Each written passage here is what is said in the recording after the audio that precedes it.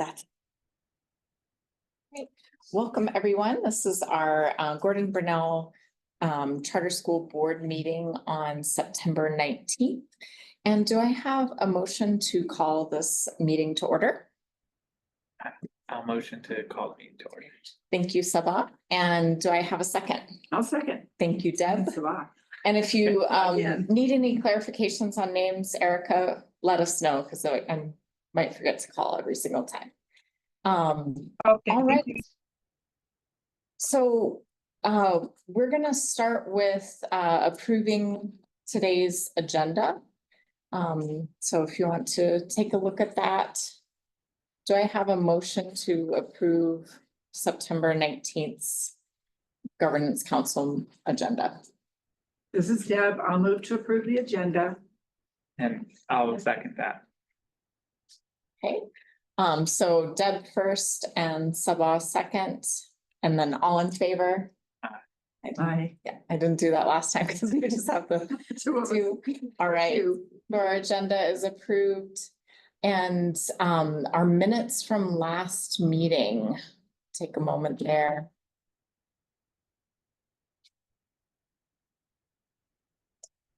Do I have a motion to approve our August meeting minutes? Yes, I'll motion to approve the minutes. Thank you, Sabah. And I'll second. Deb seconds, all in favor? Right. Great. So we have approved last month's minutes. And then for our public comment section, we do always invite public guests. So we'd really like to welcome Justin Allen today for joining our meeting. Please let us know if you have any questions or comments. Okay. And should we do quick introductions then, Sure. since maybe not everybody knows each other yet? So my name is Martha Hughes and I'm the board president. And what else should we, is that good to share? Okay, I'll go ahead and pass it off to Justin. Hi, everybody. My name is Justin Allen. I'm the inclusive organizer with Ole. My interest in the Gordon Burnell School is I want to figure out how I can contribute to reducing recidivism, whatever that looks like. I think education is the path to and connecting our youth to the community is a way of preventing school to prison pipeline. Hi, I'm Diane Hensley. I work with Sammy, or in this case, Chris, who's subbing for Sammy from K-12 accounting, and we do the finance. So we're here in a financial capacity. I'm Deputy Tori and I'm a member of the board. So we go pretty far back at this point. But yeah, that's right. Beth Dorado, the director here at Gordon Burnell, and in Zoom land, we'll pass it off to Chris. Could you just introduce yourself really quickly? Sure. Yeah, of course. Diane kind of did it for me. Oh, you other Chris. My bad. apologies. My apologies. We actually have a large number of Chris's that work at Gordon Burnell, and we've had even more in the past. We've had Crystallins and Christophers and lots of Chris's. So my apology, Chris Kazone, you're still unmuted. Why don't you go ahead and take it? Okay, I'm Chris Kazone. I'm the administrator at the MDC campus, and you'll hear from me, I guess, pretty soon. Yep. Thanks, Chris. Sure. And then the other Chris. Chris Moore. Yeah, sorry. Diane kind of introduced me earlier, but yeah, I'm part of the K-12 finance team. Generally, you'll see Sammy Marquez, but we are filling in for her this week. So I'm just part of the team, and yeah. And then Erica, will you just introduce yourself very quickly? Hello, I'm Erica. I'm the office manager down at MDC, and I'm here to take notes. We couldn't do it without a note taker, so super appreciative of you. Thank you, Erica, for joining us today. Right. So during this section, we also have a practice of welcoming a staff member of the month. And so this month, I believe it is Chris Kazone. So I'll go ahead and thanks. best continue there. We took a little break from this because we were super busy, so I'm glad to get back to it. We try to start every board member with just a rotation of a staff member of the month, if you will, coming to join. And this month, Chris actually joins most of our board meetings. just out of interest because of his role as the administrator out at MDC. He's usually a dog. Because he has his camera off, and today he's actually Chris Cazone. Chris runs our MDC campus, all programs out there, the high school, the adult ed program. He is the liaison between Gordon Burnell Charter School and the Bernalillo Metropolitan County Detention Center.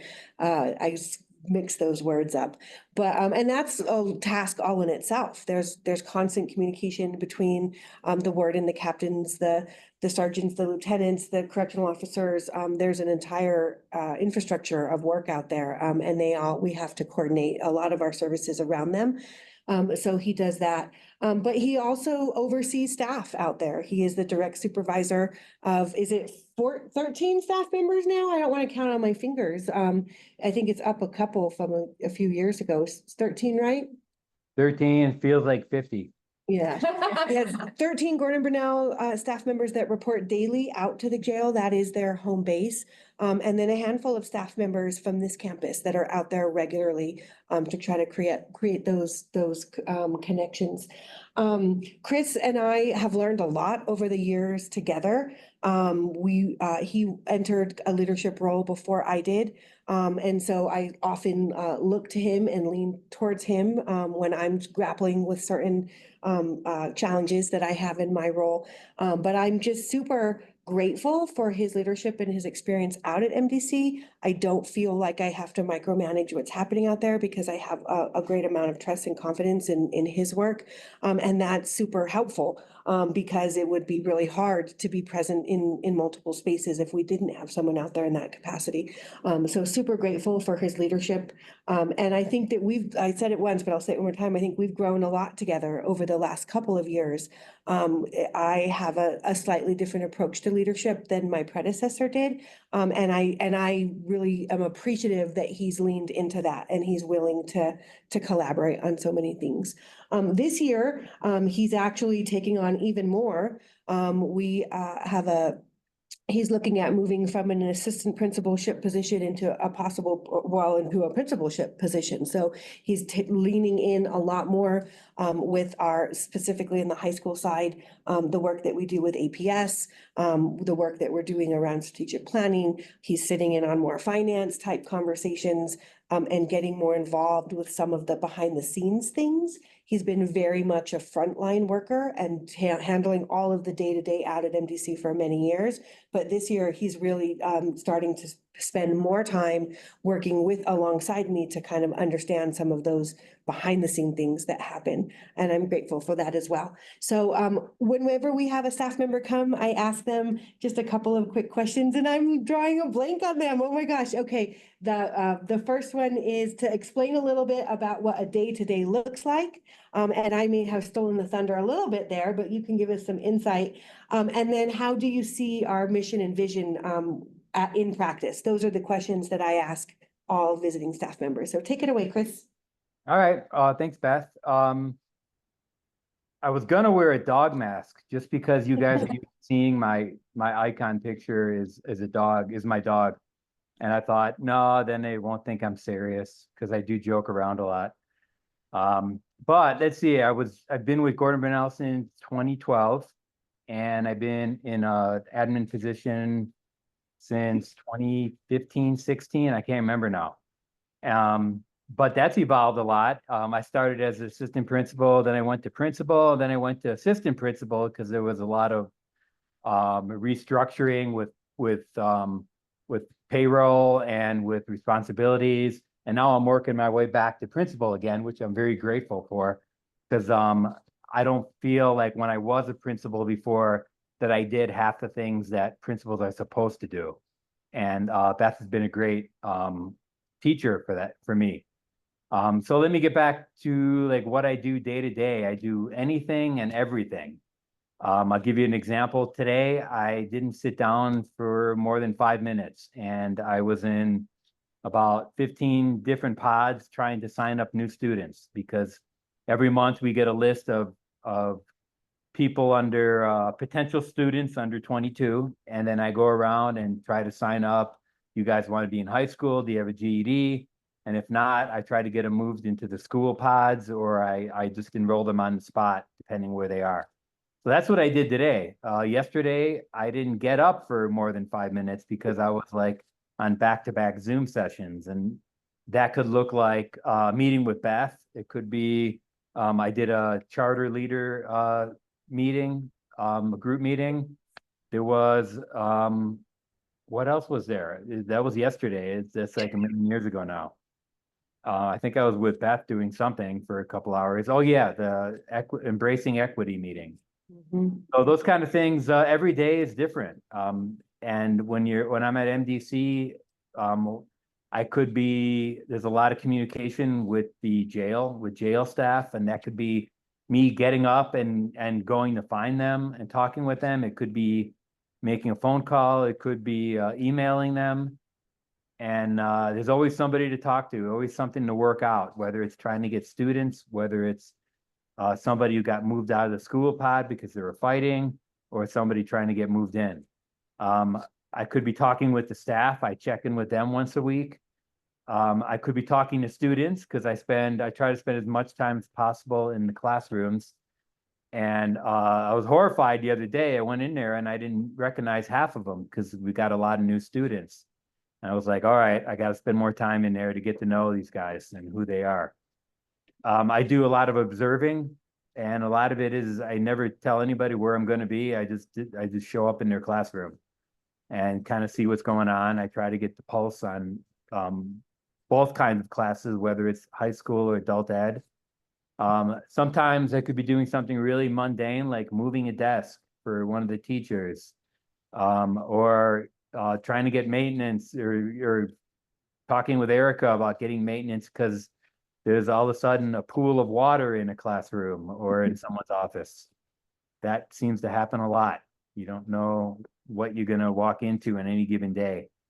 Sometimes I have to hunt down students because they didn't show up for class or they were sick.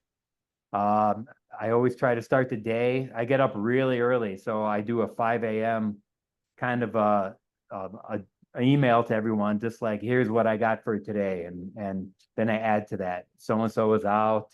Let's do regular classes. Let's do, we make changes all the time. Changing the schedule is almost an every other day thing because, like I said, everything changes at the jail day to day.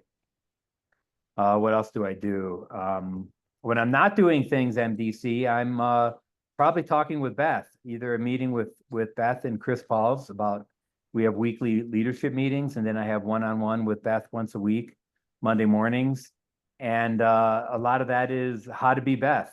I'm kind of the backup person in case something happens to Beth. I hope that doesn't happen because I'm not quite ready to give up my evenings and weekends and every other minute of my day.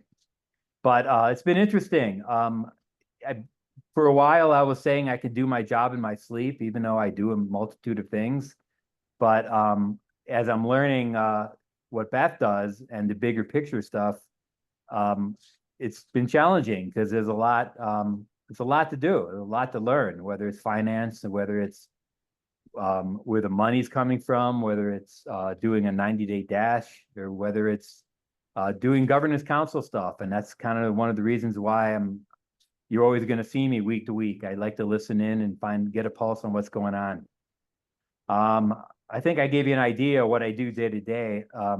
I guess the other thing is how I see our mission and how does that apply to my job. I kind of feel this job, teaching in general and also being an administrator, is an extension of where I came from before. I mean, I started as a journalist and a photographer, and one of my areas, or my main area of expertise, was covering crime and street matters and gangs and drugs. And that started probably late 80s, early 90s. And when I lived in New York, that led to teaching at Rikers Island. I taught a writing class for a couple years. And when I moved to New Mexico, I thought there was a good experience. I thought about just teaching full time. So I got into a program, got my teaching license, and worked at the penitentiary for 6 years. And then by then I'd had enough because the GED program there was not what I expected. There wasn't much substance to it, and I kind of got disillusioned. So I moved to Las Vegas for 4 years, and then I came back when I heard about a job at Gordon Brunel, and it was my former boss who said, "Hey, come on aboard. We'll hire you, and you can try teaching again." So I've been at Gordon Brunel ever since, and I've been at MDC the whole time too. So I guess I taught language arts and social studies until about 2016, 15. I can't remember the years anymore. They're adding up. And that's when I got into an admin position, which I never thought I'd do, but I'm glad I did it. And I guess I didn't talk about the mission, but over the years, you see so many students come and go. And you see even the guys who graduate with us, you see a change in them. And sometimes you don't see that change for a number of years. And a lot of our students could enroll with us like 5 or 6 times. And at some point, they decide, all right, I've had enough of the lifestyle I've been in, and I want to do something different. And then they make that change. So that's why I'm here, is seeing that. And it's tough because you also see them graduate, or you see some success, and then you see them in 6 months later because they couldn't get off drugs or they couldn't get a job. And that could be hard, but at some point, again, they want to change. And when that happens, I want to be there for them. And that's what I think the school stands for, especially at the jail. So I'm going to stop talking and put on my dog mask unless anybody's got some questions. I just wanted to say, I was gonna ask, because you didn't mention the photography part of your job and how you're the official photographer for the school, basically. So thank you so much for doing that too. And just that I can see that rapport that you have with the students at each graduation that I've been to so far at MDC.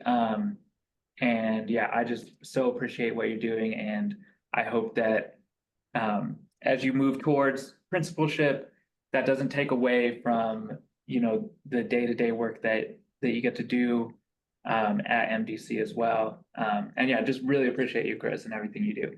Thank you. I appreciate that. Thank you, Chris. Sure. All right, so we'll go ahead and move on to the past business section, which I don't believe we have anyone with past business. Okay. So then moving on to current business, Chris Moore, would you like to share the business manager report? Yeah, of course. If I have permission to share my screen, I can run through it real quick.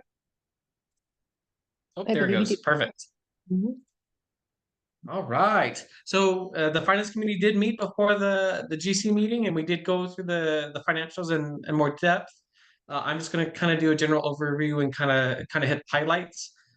For the bars, we do have 10 bars for approval. We have a couple of decreased bars, one for ESSER 3 and one for Title I. The amounts are listed on the side. And Chris, we did have an increase for. Oh, go ahead. Would you mind zooming? Oh yeah, zooming in. Yeah, it's a little bit small for us here. That's better. Thank you. Is that better? Sorry.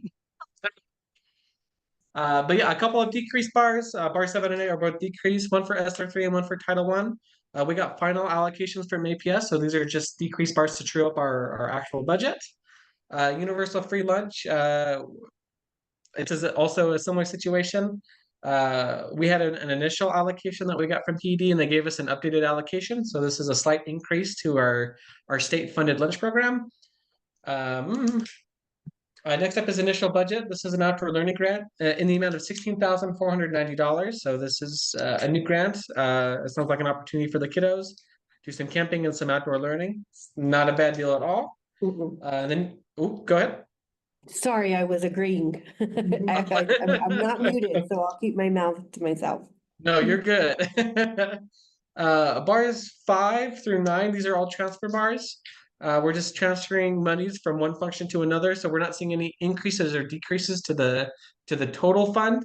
We're just moving the money around like which function they're in.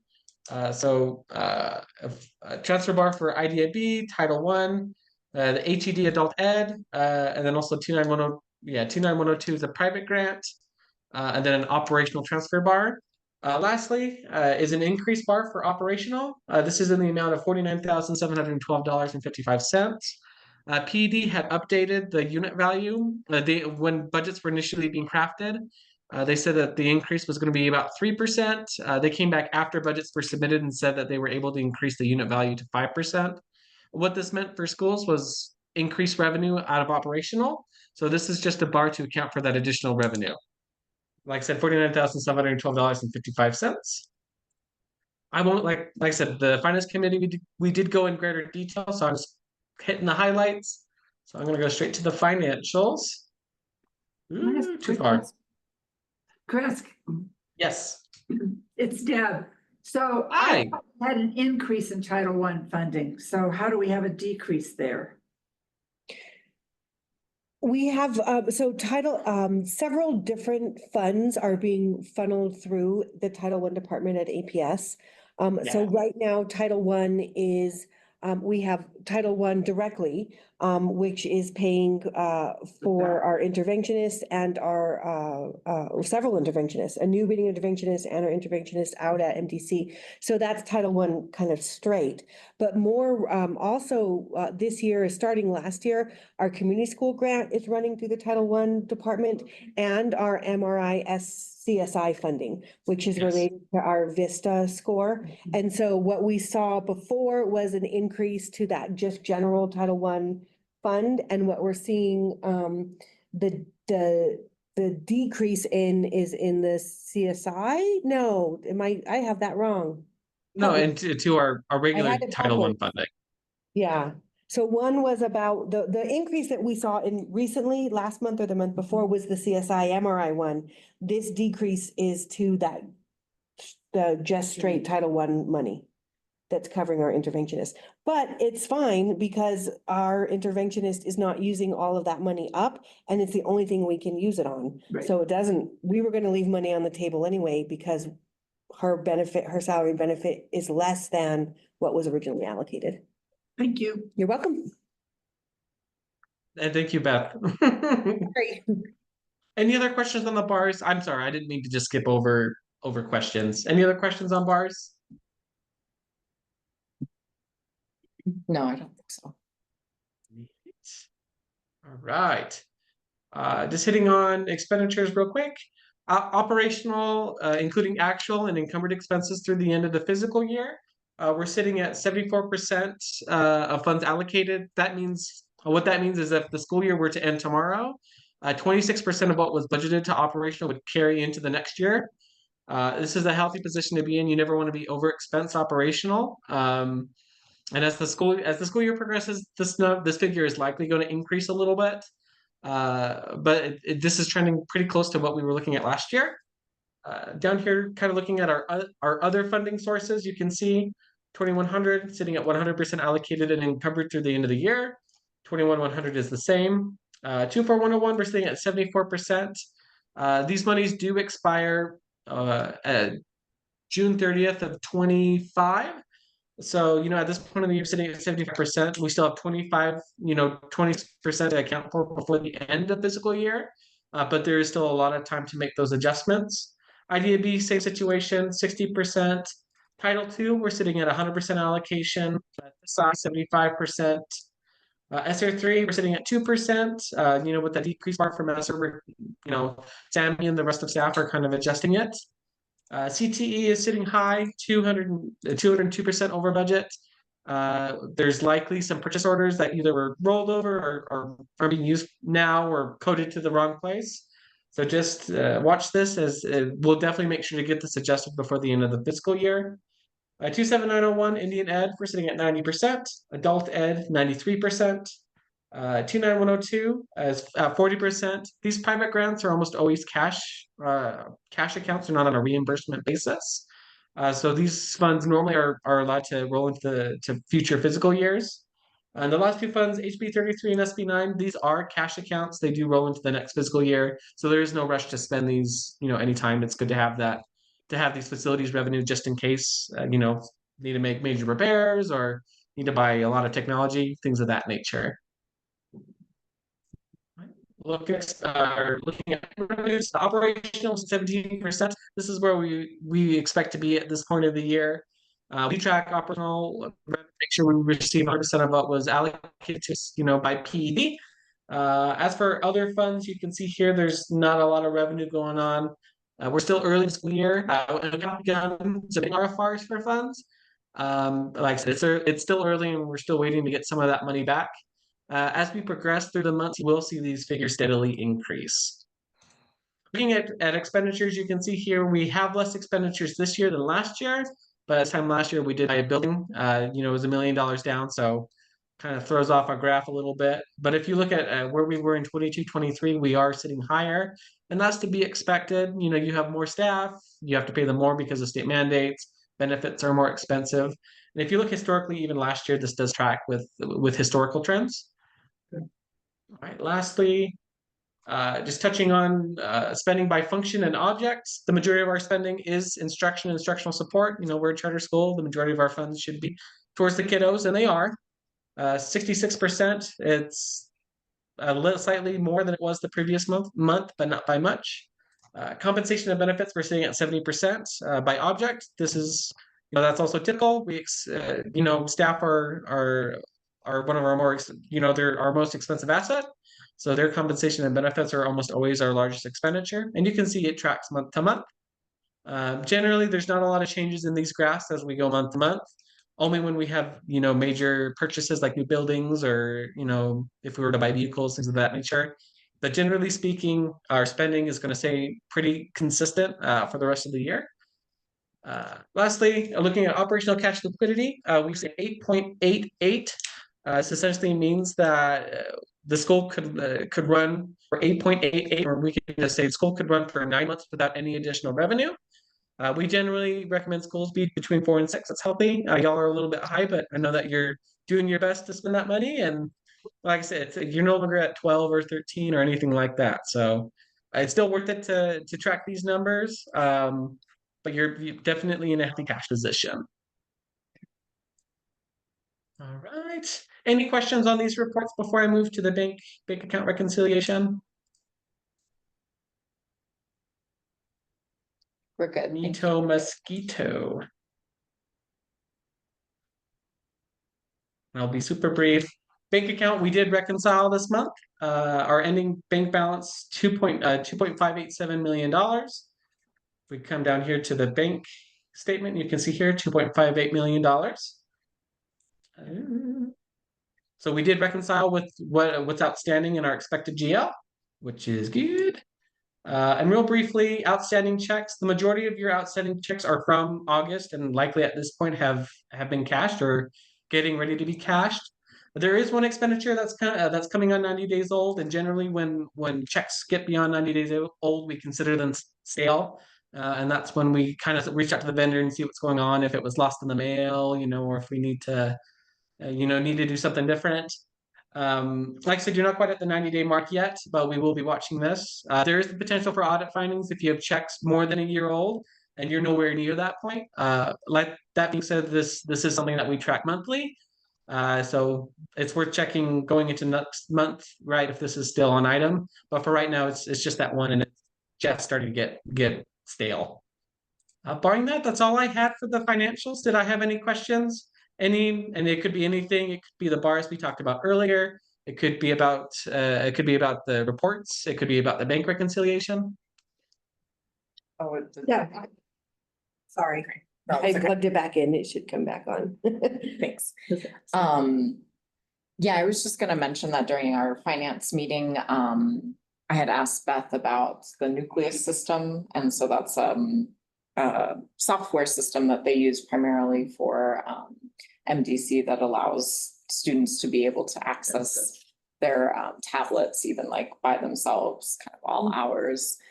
So that's gonna be a reoccurring expense every year, and it's a pretty big chunk, but she explained why it's so worth it because it allows more of that time and flexibility for the students. So that was one of the big checks that I signed recently. That's why I followed up on that. But any other expenses that you wanted to follow up on, Deb? That works for me. Cool. I think that's all we need for the moment. Chris, any last things?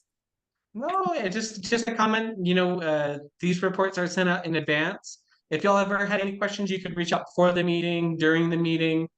And yeah, we're here to answer those questions and be as transparent as possible. But that's everything I had. Thank you.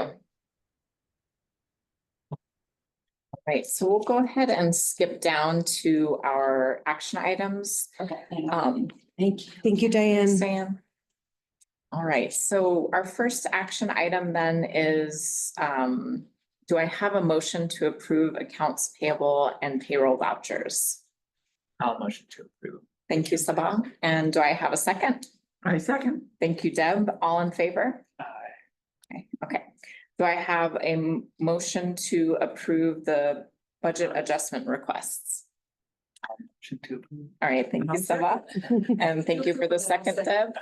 All in favor?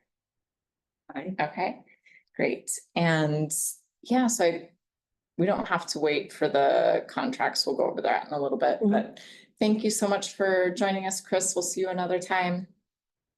Of course, and thank y'all so much. We'll see you later. Thanks, Chris. Take care. Appreciate you.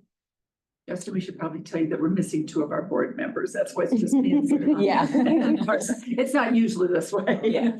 But I think it's a good example to show like the importance of having board members, because in order to operate our meeting and vote on action items, we have to have a two-thirds majority.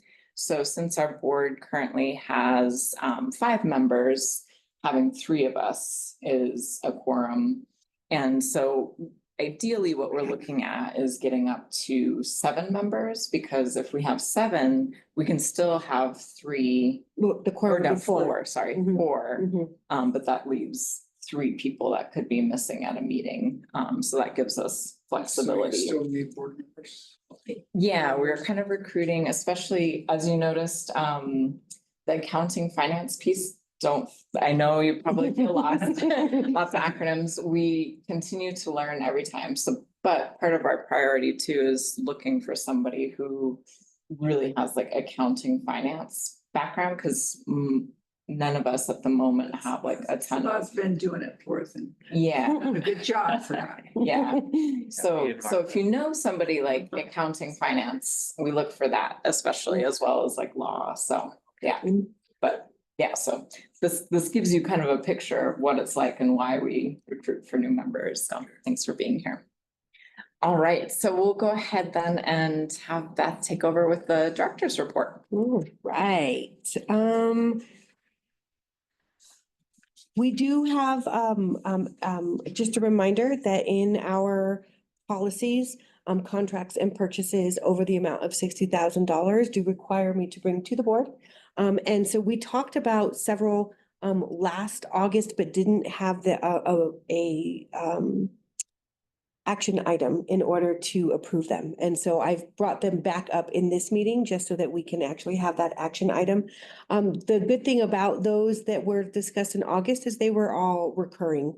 They were contracts that had been approved in previous years, and did include some new teacher contracts as well above that 60,000 mark. New since the last meeting, so things that I did want to make sure that we talk a little bit more about is a contract with C&R Enterprises in the amount of $76,570. It feels like a really large amount, and it is a combination of several contracts that were independently agreed upon in previous years. So what was happening last year is we did bring on Ricardo Baca as our facility manager. His contract last year was much lower than 60,000, so I didn't necessarily bring it to the board. But it's super helpful in that he helps manage third-party vendors and also takes responsibility for maintenance, repairs, and the facility management in general. What's different about this year is that housekeeping is going directly through him and landscaping is going through him. And so that's what raised it above the 60,000 mark as opposed to previous years. So it's not a new relationship. It's just a restructuring. It is sometimes easier for him to manage things that he has more control over. And so this contract is for his services, which covers basic maintenance and repairs on the building, as well as all that third-party vendor. It includes housekeeping services. And then even after we signed the first one, we did an addendum to add landscaping services. And that's what kind of kicked us up above it.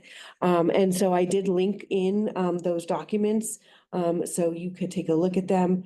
We are going through ACEs for him as well. And so again, ACEs, if several of our bigger contracts go through ACEs, because contracts that are over $60,000, not only do they have to come to the board, they also have to go out for RFP. Meaning that there's a whole process for procurement in which you say, these are the services I want, and lots of people bid on them, and there's a process involving rubrics, and then you pick somebody. What ACES does as an organization is manages all of those RFPs, and then they hold the contracts. So our K-12, our business office, we don't pay them directly. We don't contract with them directly. We go through ACES.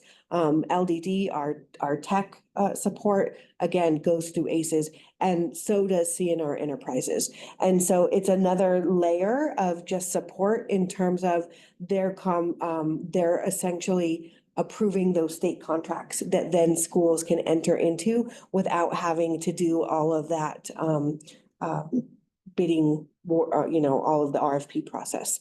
So CNR Enterprises does go through ACES. And it is a combination of 3 contracts in one this year. So we see that major increase.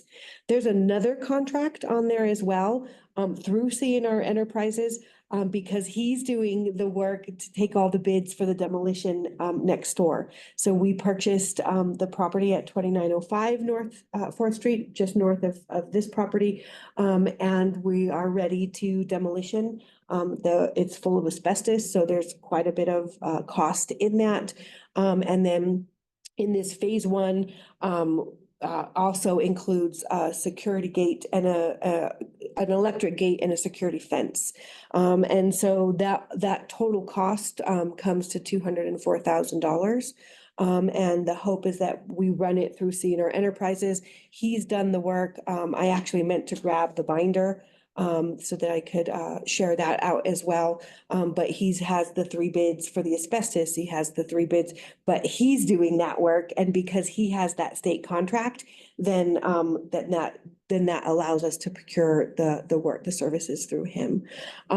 There is a proposal for what that property might look like. This is not a final. I would think we're talking about the basketball court being over here, so balls don't actually ever go into 4th Street. But the plan for what is happening next door is, of course, the demolition of the current asbestos-filled structures, a block wall, which is in phase 1, which is included in the proposal that I'm presenting today.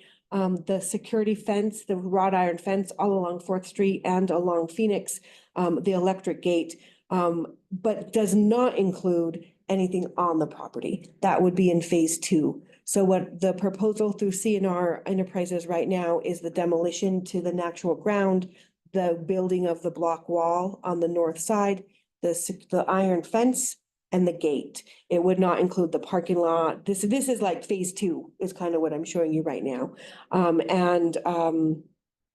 Phase 1 then is just the demolition, which includes the upholstery building, the asbestos abatement, the leveling to the natural state, the disconnecting of the utilities, the fencing, and then all of the permitting that goes along with that.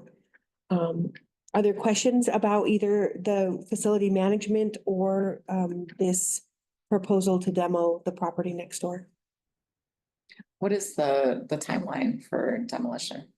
If approved, they can start as early as October. So, the hope is that they will start in October, and then, yeah, 6 to 8 weeks, I think, is what they're talking about out from there. And then we could, I don't know that I have the funds to do phase two. And so it's one of my asks in our, when we look at capital outlay in the next legislative session. But my timeline, my goal would be to have demo done, prior to that. And then, depending on if we can raise money, in that session to put in the parking lot, the basketball court, the gardens. We do have $10,000 from Sprout, so we could start the gardens and then wait for capital investments in terms of the parking lot and the basketball court. But if we can demo this semester, we could start building the garden next semester with funds we already have. Martha, do you want me to go all the way through? Do you want to pause? There's an action item around this, or do you want to do action items all at the end? I don't remember how we've done them. We've done everything. All at Yeah, once? we've done both. I think we have. Just depending on if folks had to leave or not. So I kind of like the idea of doing the action items in between because it's there present in our mind. And just in case something comes up and somebody has to leave, that way we are taking care Making of it progress as we go. I love it. Yeah. So do I have a motion to approve the contracts over $60,000? I'll motion to approve all those contracts. All right, thank you, Sabah. Second, And thank you, Deb, for a second. All in favor? we are. Great. All right, the contracts over $60,000 have been approved. Go back to. Awesome. Thank you.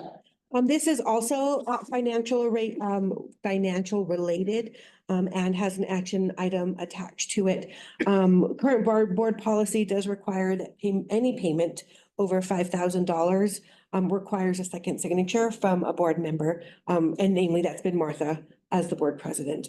In the spring of 2023, the board granted permission to the business office to process specific recurring payments without a second signature. So just with my signature alone, but very specifically, those exceptions to this policy were our lease payment to Rachel Matthew, our IT support to LDD, which routes through ACES, and our business office.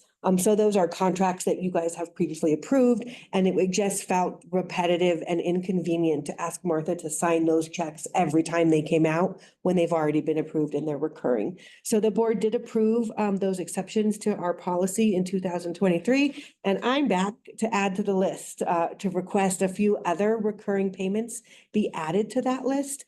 And those, what I'm asking very specifically is that CNR Enterprises, what we just discussed, that monthly payment will be higher than $5,000 a month because we're combining those multiple contracts into one. And so rather than have Martha sign it every single month, I'm hopeful you'll approve it to just have my signature. And then the other one that we're adding is APS Food Services, our National School Lunch Program. That payment is often over $5,000 and is recurring and is reimbursed with through federal funds that eventually. But my hope is that that will be more convenient to Martha. And because they're recurring payments that you're already aware of, that you wouldn't mind, even though they're over $5,000, that I still sign them. Do want to note that all other payments over $5,000, even like to CNR Enterprises, would still require the second signature. So if we had another facility project that Ricardo Baca at CNR Enterprises were to do for us, if it was over $5,000, it would still require a second signature. It would just be his monthly bill for the housekeeping, the facility management, and the landscaping for the recurring contract, the current contract. But additional projects over $5,000 would still require that second signature. Questions about that? All right. Is there a motion to approve the updated policy exemptions for second signature on reoccurring payments? I'll motion to approve that. Thank you, Sabah. Second, Thank you, Deb. All in favor? us. All right. We have approved the updated policy exemptions. We got $10,000 from Sprouts for a garden. That was super cool. I went to a check, Sprouts Healthy Communities Foundation, so they're a nonprofit associated with that organization, with the Sprouts organization, gave away $4.24 million on September 7th. They gave 424 $10,000 checks out at the same time. So I went to the Corrales branch. She called the employees. We got some pretty pictures. I was like, I thought it was gonna be a big check. It was a real little check. And I was like, but it's a real check and I can go deposit it. So I just always wanted to get a big check. And I was kind of thinking. Not Publishers Clearinghouse. No, it wasn't, but super grateful and excited, because that means we get to build, in next door, some great outdoor space. And $10,000 is a nice little chunk of money. I think we'll be able to really launch in the spring some functional gardens. Currently, we're, in conversation with, Garfield, Middle School with their community school, coordinator in hopes that they might also be able to access that space while it's outdoor space and gardening. And so we're in the works, but hoping to develop a partnership there so that we can just expand the reach in terms of youth that are able to get their hands in the dirt. Here's the Master Gardener program that's right there at Indian School and. Oh, might also be yeah, interested. Brenner County, I think, Yeah, the yeah. county extension through NMSU. Yeah, so super excited for this opportunity. Our science teacher is over the moon because she gets to engage in the work and students will be involved in not only just eventual planting, but planning of what we can do with that money and how we'll utilize it. So super excited. Even tying into the culinary. Yeah, some farm to table. We've got the kitchen downstairs. I did also mention our SDG increase, but Chris went over that, so I'm just gonna move right along. I do link into my report every month to you, the link to our Monday morning memos folder. If you have the time and interest, it's kind of a good way to get a pulse. I send out a Monday morning message to all staff. And so there's a wide variety of things in there, from read this book because it's pretty cool, to don't do that, to, look at this, but it really is, I do refrain from all staff communication to the best of my ability outside of that memo, so that people can also go back to the folder and kind of keep track of what's coming down the pipeline. So that's always there. I noticed that they had an open house, and so just sort of a general reminder of, like, I guess I haven't been checking the Monday morning memos every week. I just kind of check them before the. It was a good reminder of, like, oh yeah, I should be checking those more often for, like, knowing what's going on. But Sure. if are there upcoming events that you would maybe like us to attend or be? My apologies for not including an invite to our open house. We typically do one open house in the fall, and then our spring art show in the spring, and then graduations. And so events outside of that are not planned at the moment. Okay, yeah, sounds good. And then I also noticed that you had sort of like a book recommendation list for creating a new library. Is that something that maybe we could contribute to at all, or do you want to? Sure, no, if you've got some ideas, I love it. We've got library funds to expend. And so it's we're looking for titles. What would do you like to see available to students? And so right now, taking just kind of general suggestions from all staff, and happy if you've got some ideas, please feel free to put them in there. And then the English Language Arts Department will finalize the order based on those suggestions, but yeah, feel free. Yeah, no, like pressure expectations, just more, but I was also thinking, like, in terms of Jody has more of an expertise around, like, Native American literature. She might have some good. That'd be great. suggestions as Yeah, well, so. what you're welcome to add any suggestions that you have on there. We have the title, we have the library funds, and we also have Title III funds that I'm asking for suggestions on how to spend. Title III funds are specific to ELL learners, English language learners. It's a little difficult to spend those funds. There's not a lot that you can spend it on. But one thing that I've gotten approval on pretty consistently is math manipulatives. So that's what I'm pushing staff, think about manipulatives and the types of things that would really be tactile in helping people develop vocabulary and concepts who are learning the language. So both books for the library and then things that might be helpful for our English language learners. There's an all call for those types of suggestions. Yeah. Not a whole lot of new policies, thank goodness. I had hoped to, first want to mention our student handbook and employee handbook approved in previous years is still the current version. And it has any policies that we've passed, since last approving those. And my intention, my hope was to incorporate any policies that we've passed into the handbook so that that becomes then just one document. It requires a sustained amount of time that I just haven't found. So it was my hope in the last meeting. It was my hope in this meeting. It will be a hope in future meetings. But I don't have any urgency around it because what we have right now is perfectly legal. That's a board approved handbook, and then policies that we've passed since the last iteration. My just desire was to incorporate them. Didn't happen yet. But I did manage to work on a new policy that is necessary, a training. It's called T&E verification, training and education, licensure and experience. We approve a salary schedule. And what this policy is about is some guidelines in how new staff are placed on that salary schedule. It hasn't been as much of an issue as it was this year because I've only ever brought in 1 or 2 people at a time. And we increased staff by 8 people this school year, which was pretty significant. And so we started to run into, oh, I don't know. And Sammy's like, you need a policy. And I'm like, we need a policy. And so, for example, if a staff member has experience in higher education, is that a year of experience, or is it only of a year of experience if it is under a license through PED? How do you, if they worked part-time, do you count that as a year or do you not count that as a year?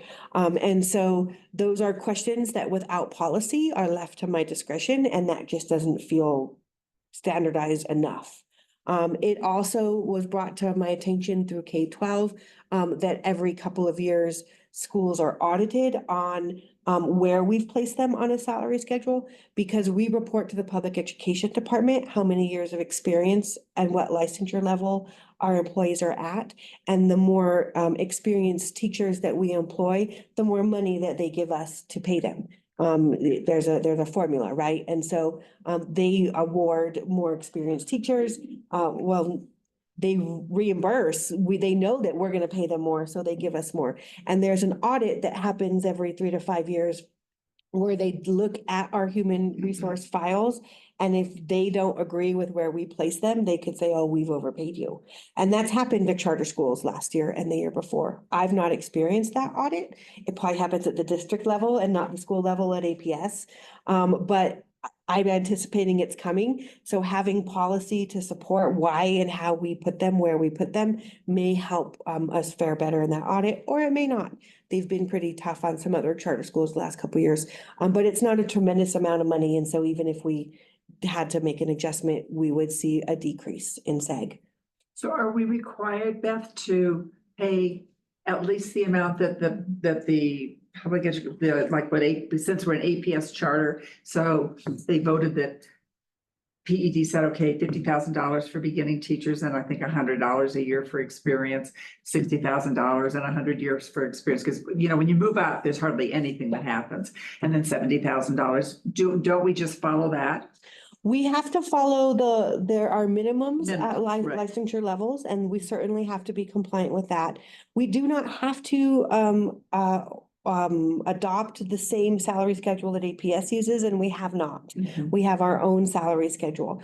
But what we do report to PED is years of experience and licensure level, and they call that a TCI index. And then that is applied to how much money they give us. And if we're if they feel that we have overrepresented the experience that people have, there have been other charter schools where then they've done a decrease in SEG. They say, well, we thought you had 10 teachers at 20 years of experience each, but looking at in their files, we disagree. We don't count higher education. We don't count that part-time as full-time. We don't, those types of things. And then, so then they can say, well, we disagree. We don't think you have 10 teachers at 20 years apiece. We think 3 of them only have 11 years and we overpaid you. So now we want our money back. That's happened. It's not a tremendous amount of money. I'm not worried about that. I thought one of the advantages of charter schools is that we could determine, well, not we, but the charter school itself, what this person's service was worth to us. I didn't realize. So we can, to clarify, we do have authority over our own salary schedule. So if we had budget and wanted to make $1,000 jump for every year, we could, right? I think ours is at 500 right now, which is a little bit more than APS does. And we do have authority over that, assuming we can budget for it. I'm not sure at which formula they're reimbursing, but that's what they may pull back on. They reimburse on their own formula, and that may or may not match ours. So we have authority to pay teachers the salary that we want to, separate as a charter school. But they determine what they're reimbursing us in our TCI index. And it happens in like October. And Sammy will probably, it probably comes up in a finance meeting. This is our TCI index. This is what we're submitting. And if we overestimate that, they take our word for it in terms of reimbursement, and then they do an audit to make sure that they agree. This policy does align with state statute and what they're looking for. And so there's nothing in here that is not going to be acceptable by them. I'm not 100% sure that these are the same conditions that have been used in the past. But with a policy, it will be certainly what we use in the future, if that makes sense. And so, this just talks about how it's important for staff members. This was another sticky point too. We had some contention between new staff members and ourselves. Whose responsibility is it to get those documents? Right? So, well, I know I worked for 10 years. Yeah, but I don't have a verification appointment. Well, didn't you get it? Didn't you get it? And so this says it's the responsibility of the staff member to obtain the documentation, right? That's the first clause in here. And so it's becomes of their responsibility to supply us with licensure and verifications of experience. And that was unclear without policy. And so that part of what we're doing here is clearing that up, right? That it's not the business office's responsibility to chase down your verification of employments, it's yours. We hired people throughout the summer, and it can be difficult to get verification of employment back. So Sammy had everybody sign an affidavit of how many years of experience they thought they had. And then shoring it up by September 30th, it's either on file or it's not. So I have a couple staff members who may actually experience a decrease in their salary at the end of this month because I don't have these verifications of experience on file. And that's just a reality, but they signed affidavits that, they were aware of that. But this formalizes that process. That was just something Sammy and I did, out of best practice, but certainly not following a policy. If approved, then this guideline is in policy to follow into the future. So this just talks about if they're late hires, then that's a 90-day period. It talks about experience allowed. This was taken right from the state statute, so we're not deviating from what PED is looking for. These are reported experiences that we can use. We have a form of verification of experience form that we give a new staff member to then go and get filled out by previous employment. We'll take a verifiable signed and dated experience year letter. So even if it wasn't on our form, but they had a letter from the director or something, and we'll take a contract, a signed contract that demonstrates that. It lays out what we consider part-time, full-time, or a full year in days, so that there's no question about it. This does say that we take out-of-state and international teaching experience as long as it's translated, if it's foreign or international, into English. This talks about as long as it's instructionally related, it can be a non-public school setting. So experience at higher education could be accepted. Again, all of this aligns with this current state policy. And if that changed, then we could come in and change this. But work as a substitute intern or a practice teacher is not accepted. And then military and USP work. And so that's the policy. Questions, thoughts, concerns? No, just to say, I'm glad that you're making it into a policy so that then in the future it is easier to have those audits. Yeah. Case and to not have those conversations with staff. Nope, it's policy. This is the way we do it. It's much easier than, well, oh no, can we take that? Let me talk to Sammy and get back to you. Just feels a little less standardized, right? All right, do I have a motion to approve the training and experience verification policy? I motion to approve. Thank you, Sabah. And Second. Deb seconds. All in favor? Yes. We have approved the training and experience verification policy. And then while we are here, I just did not have space to incorporate policies passed in the last year into new handbooks. So my recommendation is that we do not approve an updated employee or student handbook, but table those action items, please. Okay. Do I have a motion to table the approvals of the updated employee handbook and student handbook? Yeah, motion to table both of those items. Thank you, Sabah. A second. Thank you, Deb. All right, we all in favor? We have approved a motion to table the updated employee and student handbooks till next month. That's our action item, so I'll just run through some additional information, don't require votes, but certainly things I wanted to share with you. We spent a tremendous amount of time last year updating our safety plans. That's a 3-year cycle. We do have approved safety plans for both campuses. I'm not going to open them up for the sake of time, but you have the links and you're welcome to. They pretty much walk us through, what do we do if a plane falls on the building? What do we do if there's a chemical spill? What do we do if there's an active shooter? What do we do if there's a medical emergency? And so it was a really beneficial endeavor for Chris and I to go through these safety plans. They are quite comprehensive. They were approved. They don't require board approval, but I just wanted you to be aware that we are compliant with them and they were approved. And if you wanted to check them out, you can click away and see how we will lock down, how we will evacuate, and all of those types of things. Chris's out at MDC was pretty simple. His was pretty much find my staff, turn over students to custody, find my staff, and follow directions. So he had an easy run of it. Chris Paul's had to actually work through how he would respond to a variety of emergencies, but it felt really good to do that. I am working on a more detailed succession plan. I went to a leadership training put by the Public Charter School of New Mexico a couple weeks ago in Ruidoso. Kelly Callahan was there and she reminded us all of the importance of a succession plans. Both what will happen when I choose to leave and what will need to happen if I'm unexpectedly unable to complete my role for a short time.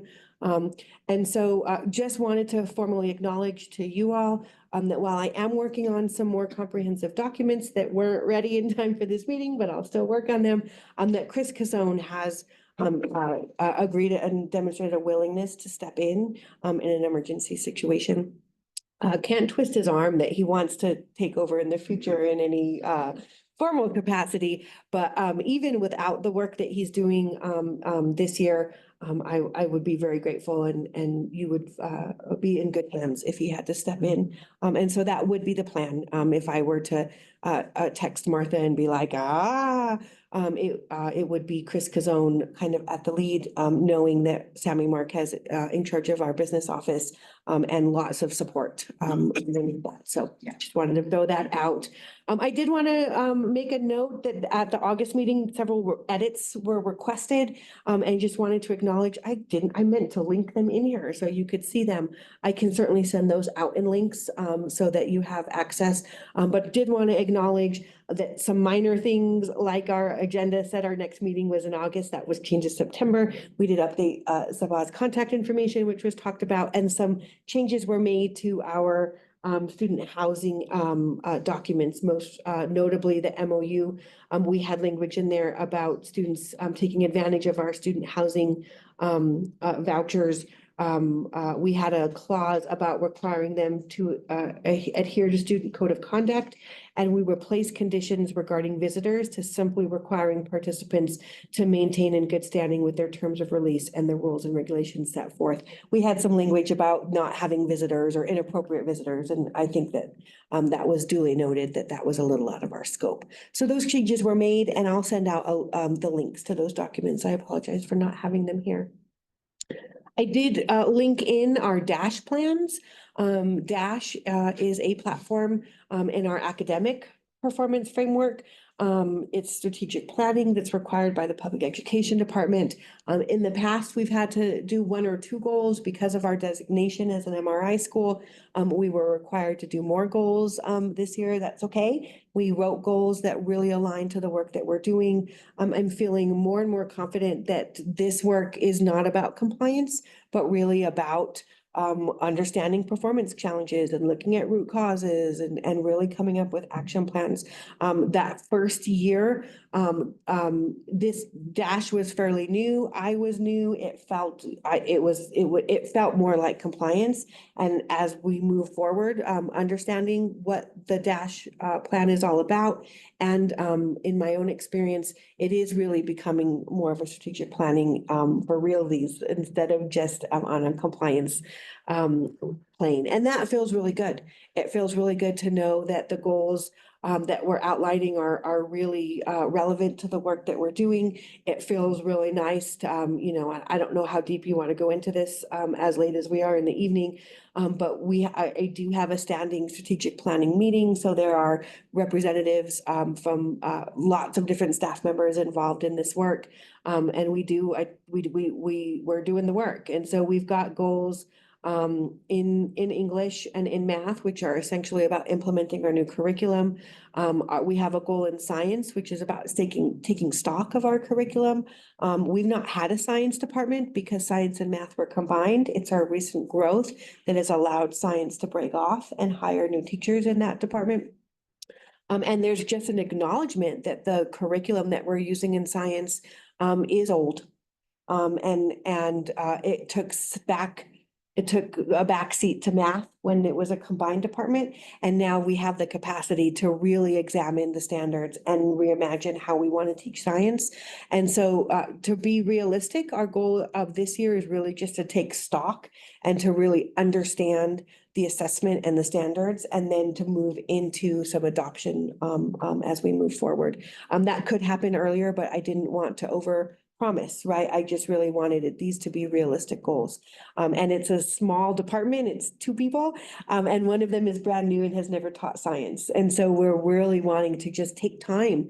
In 2018, PED did adopt new next generation science standards. They're much less about content, and they're much more about the process of scientific inquiry and of problem solving and of critical thinking. And that is a heavy lift to think about how we deliver that type of instruction in our credit recovery model, right? The science standards that we probably all went through was like, here's a cell, here's the planets, here's environmental factors. And the new standards are very much how do you approach a problem? How do you think about sources? How do you hypothesize? How do you think about validity and integrity of a scientific inquisition, if you will, right? That's different. And it's going to take us some time to build a science program that can address those standards, but is also something we can deliver in the way that we work with students, which is very individualized and very focused on independent work. So it's tricky, but it's exciting all the same. And so we have goals around that. And then we have goal around English language proficiency. We do a lot of individualization with students, but I think that we could certainly do more to really understand the needs of our ELL students and to skill up staff in order to really serve them. So there's some goals around that. And I skipped over the first one, which is, did I? The one about data. I think getting that was the- your first one, It is the first one. working with staff. Oh, thank you. It's a repeat of our goal from last year, and it's meaningful, and it's the work that we do. How do we write meaningful, individualized learning plans, and how do we advise students to be successful with them? And so just ensuring that new staff members and returning staff members are familiar with what an individualized learning plan is, how to craft it, how to advise students to make progress along it. So I think that this goal will remain center to the work that we do as other ones change. I mean, it's the mission of our school, right? Is to individualize content and help people overcome barriers. And so that's kind of that. So this was approved. It goes through APS, it goes through PED. We write these plans every 90 days, so essentially every semester, and you'll see them every 90 days, I'll share them out with you. Just real quick, wanted to acknowledge that we have another really amazing tool called U-Science. I'm in love with this product because it is something that we purchase licenses to. And it really goes beyond an interest inventory. It does a whole battery of aptitude assessments, and then really provides an analysis of not only what students may want to look into in terms of careers, but what they might be good at that they've never even considered. I went through it myself, the aptitude and career discovery piece, and it very much felt like I had flashbacks there because many of the modules are very similar to a special ed assessment. So like, sequencing of numbers, patterns, can you flip the diagrams, those types of things. And then it make some assumptions about some skills or aptitudes that you might have. And it's really nice because when we just do an interest inventory, people are only talking about what they're interested in of what they've had exposure to. And this really opens it up and says, wow, you were interested in these things, but you're really good at these things. Have you ever thought about that? It's a neat tool. Denise is really utilizing it as our career development coordinator with students. But it provides really good information for advisors to contextualize, why are you in school? Like, let's make this important about what's coming next after a high school credential in terms of what people might want to do for work. Because most of our population hasn't done a lot of career exploration. And so this is really a first step into that career exploration. And so that's super exciting. And that is my director's report. Hey. Whew. A lot. Try to get done by 5 usually, but we sometimes squeeze past that. Not too bad. Not too bad. Yeah, so we have all of our action items taken care of. So I'll just, we've already welcomed Justin again. Thank you for being willing to sit through this like deluge of information. And yeah, and we'll talk then after about some of your thoughts and availabilities, and sit down with Jody and have a conversation with her as well. We did want to just briefly bring up, we are thinking ahead to scheduling our annual board training. So Beth and I talked about how, it's up to us whether we want to continue doing sort of the individual training through Kelly Callahan. Or we also have the opportunity again to going to the conference like last year, or, folks can also choose to just do it online on their own. I know we don't have everybody here, so we can make sure to like put that out in an email to kind of gauge interest, but what are some of both of your thoughts around the training for this year? I personally like it when we have Kelly come here, because it's really the only time that we all get together, that we're not on Zoom, we're not doing any of those things. But part of me also, because I didn't get to last year, y'all went and I ended up having to cancel at the last minute, would like to be able to branch out and see what others are doing within the charter community in New Mexico. So I don't know, it's a hard one. Yeah, I kind of expressed that to Beth as well. Like, I do really enjoy like the time that we have together, but it's also interesting to hear from other speakers and meet other people in the field. But what do you think? Yeah, for me, it's easier to get the individual. It's just easier to schedule it and make sure that I can actually be there. What are the dates for the conference this year? It was kind of a awkward time too, like right after Thanksgiving and before December, so yeah. Yeah, and I like the collaboration that we do when we do the training all together, and I don't know if we would get that at the bigger conference, like. And it probably wouldn't be out of the question, Beth, like if there were a member or two who would still like to go to the conference, even if we plan the individual training for everybody, if there's folks who have time and interest in kind of being representatives, like, yeah. Because it seems like we have funding for it, so. I think that's certainly possible. And then, if one or two members go, they can bring back some of that information to us too, so. Did you go and Jody last year? I didn't plan on going last year, but Jody did go. I and know I bailed at the did, last minute so. last year. I had that appointment.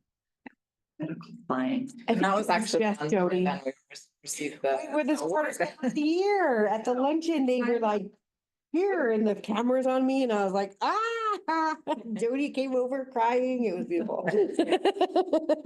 But a surprise, Yeah. probably won't happen again, we will not likely be the school. They won't let us do it. No, not Years, like true. 2 years in a row, they're gonna spread the wealth, but it was lovely to be there and experience that, it was really an honor. It's funny that they wouldn't have told you. They did ahead of not tell me. time, like It was a usually for surprise. That kind of thing, yeah. Okay, but in terms of then, if we do plan an in-person training, are there times we've kind of the past couple of years, just out of necessity, planned like January, February, thoughts on like time of year that might work for folks? That usually works for me, January, February. Yeah, any month that isn't May. Yeah. That's your big date. So. That's a different story. Okay.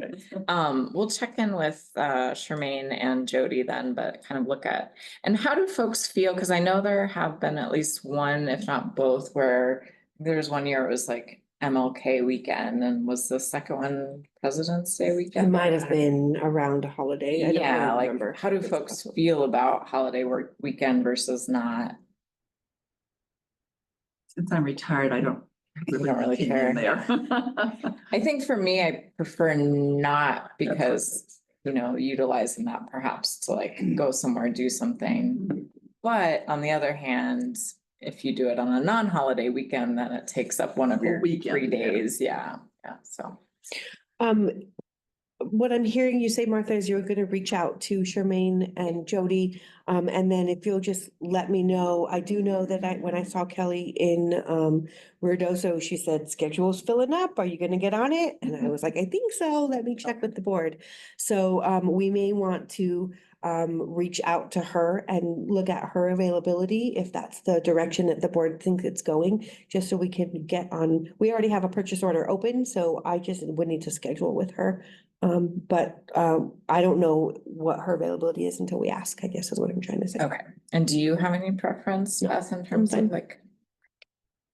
Cool, I'll email them and then just try to get back to you as soon as possible about like, you know, dates that might line up with Kelly's schedule. And then we'll just sort of hold the conference on the back burner, check in with folks if. Yep. I think that's how we got to January, February. I think that was her least booked up. Yeah, it may be, maybe. Mhm. Cool. All right, and then looking forward to next month, I might send out an email as well of like just keeping track of our board priorities. Okay, so Deb won't be here. We'll check in with other members who's here, but thinking about our goals and we've kind of listed some priorities, but we haven't made them real specific, kind of like SMARTY goals. And so thinking about how are we going to measure, track that we've made progress? And one of our big priorities was around being more involved in the academics and understanding, you know, academic improvement. And so I think even something like for this month, looking over DASH, you know, that can be part of it. It's just how are we kind of going to be able to track that and measure of like, okay, maybe we're checking in with Beth about the DASH goals. Maybe that's part of our role as the board, you know, going forward to fit in with that. But anyway. I think that that's a good idea instead of just looking at we're here and we're green. And that, I mean, I think looking at our DASH goals makes a lot of sense to kind of look at how we're doing with that rather than, okay, we're green. We're this percent. This was red. No, we didn't have any reds this time. No So that reds. was good. So We're yeah. all green. Yeah. But still, happy to, as you guys kind of clarify and get Figure it a out. more focused goal in mind, you know, happy to talk about what that could look like, or, you know, we track short cycle assessment data, we track credit acquisition data. Those are the types of things that we present to APS that then turn into those greens. But we could certainly spend time digging more into that work and looking at some of that I think data. that'd be really interesting too, what our credit acquisition looks like and those kinds of It things. has slowed down with the adoption of our new curriculum, but that's okay. They don't count, so what are we gonna do? There's an adjustment period, right? But certainly, we used to, before we adopted this new curriculum in math and ELA, there was more opportunity for students to earn credits in a competency-based matter. And our new curriculum is really focused on growing them from where they are, wherever they are, not just awarding credit for meeting a certain space. And so that's a shift. And we're a little squirmy about it, but we're gonna hold steady for now. But it's a conversation that continues, because what we did previously was if you were testing it at a certain spot, we would just award credits because you already knew stuff. Yeah. And that really helped accelerated graduation paths, and there's certainly benefit to that. And this new shift about is even if you're already meeting those proficiency or competency levels, what are you gonna move forward? And that has slowed down credit acquisition so far this semester. But it's a great conversation that we're engaged in, and happy to include you guys in as it continues. And just really quick before we end, you talked about like the succession plan, and I wanted to shout out like just celebrating a win that Beth had to be out for a week to help her husband with an injury.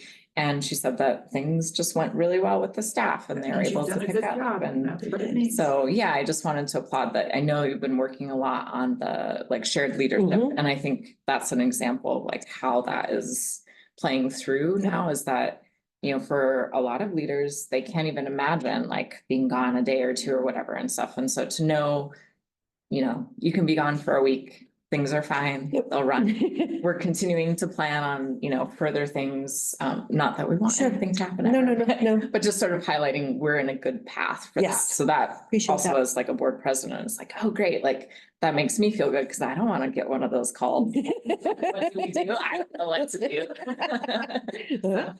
Call Yeah. back. No, we can't. That's the point. Yeah, exactly. Call Chris is what. There you go. Call Chris. Chris. So, all right, our next board meeting is October 17th. And do I have a motion to end our meeting on September 19th?